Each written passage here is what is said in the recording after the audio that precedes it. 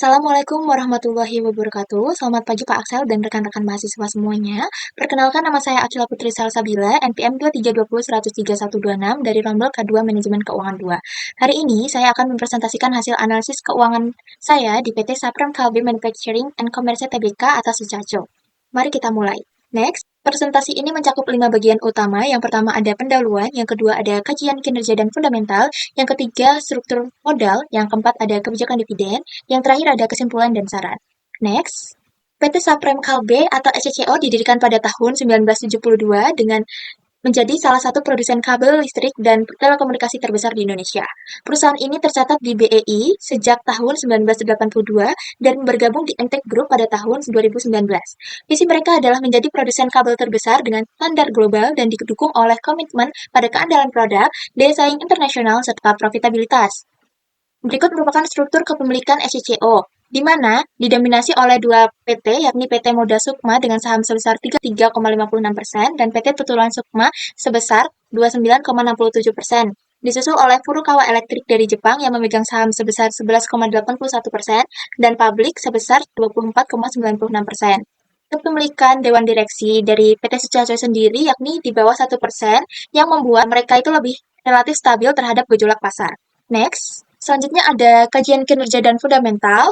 Analisis kinerja SCCO menunjukkan pertumbuhan yang signifikan dalam modal kerja dan laba operasional, di mana net operation after tax atau NOPAT meningkat 96,8% dan laba bersih naik 122,6%. Ini mencerminkan efisiensi saat penggunaan aset. Namun, market value added atau MVA dan economic value added atau EVA masih negatif, yang menunjukkan perlunya peningkatan untuk menciptakan nilai tambah positif bagi investor. Next, dari sisi fundamental sendiri, profitabilitas SCCO menunjukkan bahwa tren peningkatan yang konsisten, dengan return of equity atau ROE naik dari 2,21% menjadi 4,91%, disusul oleh likuiditas yang juga sangat kuat dengan current ratio sebesar 5,94% dan cash ratio sebesar 2,23% yang jauh di atas standar industri. Valuasi saham SCCO juga tergolong undervalue berdasarkan rasio pasar, sementara perputaran aset menunjukkan efisiensi operasional yang baik. Next, selanjutnya ada struktur modal, di mana SCCO itu mengadopsi pendekatan yang konservatif dalam struktur modal dengan debt to capital ratio hanya 7,36% yang sejalan dengan packing order theory, di mana perusahaan lebih mengutamakan pendanaan internal daripada utang.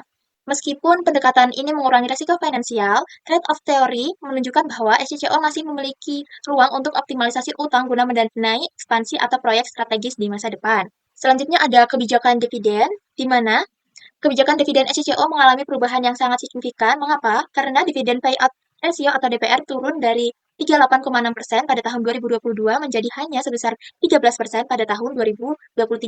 Penurunan ini dapat diinterpretasikan melalui signaling teori yang terbagi menjadi dua, yakni sinyal negatif dan sinyal positif. Di sisi sinyal negatif sendiri, ada tiga macam. Yang pertama ada kebutuhan dana ekspansi, yang kedua digunakan untuk antisipasi keadaan ekonomi di masa mendatang, yang ketiga digunakan untuk potensi penurunan arus kas operasional. Di sisi sinyal positif sendiri digunakan untuk investasi strategis dengan return tinggi. Selanjutnya ada strategi konservatif untuk memperkuat modal. Yang ketiga ada optimalisasi laba ditahan untuk pertumbuhan berkelanjutan. Next, yang terakhir ada kesimpulan dan saran. Kesimpulan yang dapat saya ambil dari analisis saya, yang pertama ada kinerja keuangan SCCO yang kuat dengan pertumbuhan NOPAT dan laba bersih yang impresif. Yang kedua ada struktur modal konservatif di mana ruang untuk optimalisasi utang itu besar. Ketiga ada kebijakan dividen strategis dengan fokus pada reinvestasi. Yang keempat ada dampak multi stakeholder yang dibagi menjadi tiga untuk perusahaan, untuk investor, dan untuk kreditor. Adapun saran yang dapat saya berikan, yang pertama, optimalisasi struktur modal dengan mempertimbangkan pemanfaatan utang berbiaya rendah untuk proyek strategis. Yang kedua, perkuat komunikasi korporat dengan menjelaskan alokasi laba ditahan dan roadmap reinvestasi kepada investor. Yang ketiga, tingkatkan tata kelola, bentuk komite untuk memantau efektivitas reinvestasi. Yang terakhir ada kelola risiko proaktif dengan mempersiapkan skenario mitigasi jika proyek underperform. Next. Berikut merupakan referensi yang dapat saya ambil untuk acuan sebagai bahan untuk menyusun laporan PJBL, dan demikian presentasi saya mengenai analisis keuangan di PT Saprem Kalbe Manufacturing. Terima kasih atas perhatiannya Pak Aksel dan rekan-rekan mahasiswa semuanya. Mohon maaf atas segala kekurangan dan kelebihan. Wassalamualaikum warahmatullahi wabarakatuh.